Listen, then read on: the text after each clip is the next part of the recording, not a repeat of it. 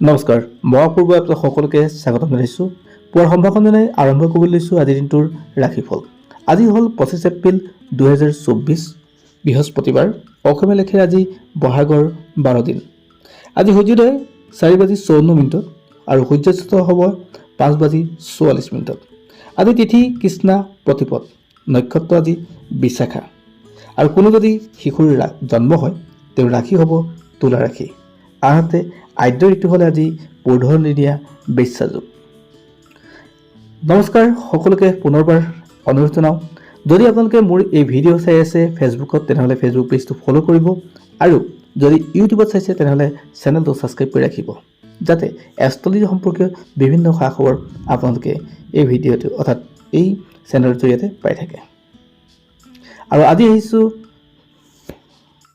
এতিয়া আহিছোঁ 12টা ৰাশিৰ ভিতৰত কোনকেইটা ৰাশিৰ কাৰণে আজিৰ দিনটো শুভ, কোনকেইটাৰ কাৰণে অশুভ।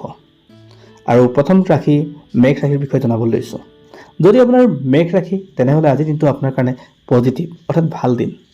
আজি যিকোনো কামৰ আপুনি ভাল ৰিজাল্ট পাব। আজি আপোনাৰ কাৰণে ভাল দিন, গতিকে নতুন কাম আৰম্ভণি কৰিব পাৰে আজি। যদি আপোনাৰ বৃষ ৰাশি তো তেনেহ'লে আজি আপুনি এলাহৰ পৰা মুক্ত হ'ব যত্ন কৰক, অন্যথা আপোনাৰ কোনো কাম হোৱাৰ পৰা নোহোৱা হ'ব। আৰ্থিক দিশটো আপোনাৰ ভাল হ'ব, কোনোবাই সহায়ৰ হাত আগবঢ়াব, গতিকে সেই সহায়ৰ হাত আপুনি গ্ৰহণ কৰক। ডেফিনেটলি আপোনাৰ জীৱনৰ নতুন পৰিৱৰ্তন হ'ব। যদি আপোনাৰ মিথুন ৰাশি তো তেনেহ'লে সকলো যেন লোভ মায়া এৰি আপুনি আজিৰ দিনটোত নিজকে উৎসৰ্গা কৰিব। আপোনাৰ ক্ষেত্ৰত নেগেটিভিটি বৰ বেছি বৃদ্ধি পায় আজিৰ দিনটোত, অৰ্থাৎ আপোনাৰ কোনো কাম হোৱাৰ পৰা আপোনাৰ নোহোৱা হোৱাৰ কাৰণে আপোনাৰ বৰ বেছি টাইম নালাগিব। গতিকে আজি আপুনি অলপ ধৈৰ্য ধৰক, আপোনাৰ কামবিলাক আজি মনোবুদ্ধি কৰক, তো ডেফিনেটলি আজিৰ দিনটো আপোনাৰ কাৰণে তেতিয়াহে পজিটিভ হ'ব। অন্যথা আপুনি নতুন কাম যদি আৰম্ভ কৰিম বুলি ভাবিছে আজি নকৰিব। যদি আপোনাৰ কৰ্কট ৰাশি তো তেনেহ'লে আজিৰ দিনটো আপোনাৰ কাৰণে ভাল দিন। আপোনাৰ নাম, আপোনাৰ ফ্ৰেম অৰ্থাৎ সকলো নেম ফ্ৰেম সকলো বৃদ্ধি পাব। আপোনাৰ আৰ্থিক দিশটো উন্নতি হ'ব, স্বাস্থ্যত আপোনাৰ ভাল হ'ব।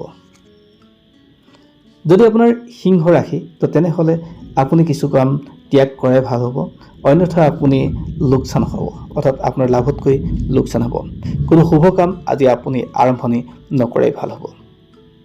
যদি আপোনাৰ কন্যা ৰাশি তো তেনেহ'লে আপোনাৰ কাৰণে আজিৰ দিনটো বিশেষ দিন, ভাল দিন হ'ব, আৰু আপোনাৰ পৰিয়ালবৰ্গৰ ক্ষেত্ৰত আপোনাৰ কাৰণে পজিটিভ সন্মান আহিব। আৰু আপোনাৰ যিকোনো কৰ্মস্থানতেই হওক, ব্যৱসায় বাণিজ্যতে হওক, আপোনাৰ কাৰণে আজিৰ দিনটো ভাল দিন। আৰু পাৰিলে সকলোকে আজি অলপ বেছিকৈ সময় দিয়ক, অৰ্থাৎ পৰিয়ালৰ মানুহখিনিক, আপোনাৰ কাৰণে দিনটো আৰু শুভ হৈ পৰিব। আৰু যদি নতুন কাম আৰম্ভণি কৰিম বুলি ভাবিছে তেনেহ'লে আজিৰ দিনটো আপুনি কৰিব পাৰে। যদি আপোনাৰ তুলা ৰাশি তো তেনেহ'লে প্ৰেম, প্ৰণয়, বিবাহ বাৰু যি চলি আছে সংসাৰ, আপোনাৰ ক্ষেত্ৰত আজিৰ দিনটো কষ্টকৰ দিন, অৰ্থাৎ আপোনাৰ দিনটো আজি কঠিন হ'ব। সকলোৱে সৰু সৰু কথাতে আপোনাক আজি ভুল বুজিব, গতিকে অলপ সাৱধান হ'ব। যদি আপোনাৰ বৃশ্চিক ৰাশি তো তেনেহ'লে আপোনাৰ মনটো আজি অস্থিৰ হৈ থাকিব, কোনো এটা সিদ্ধান্ত ল'ব নোৱাৰা অৱস্থাত থাকিব। যদি আপুনি কোনো কাম আৰম্ভণি কৰি দিয়ে তেনেহ'লে তাত আপোনাৰ পাজল সৃষ্টি হ'ব, গতিকে সৰু সৰু কথাবিলাক আপুনি মন কৰিবলৈ যত্ন কৰিব, আৰু কোনো নতুন কাম আপুনি আজি আৰম্ভ নকৰাই ভাল। যদি আপোনাৰ ধনু ৰাশি তো তেনেহ'লে আজিৰ দিনটো আপোনাৰ কাৰণে কিছু পজিটিভ থাকিব।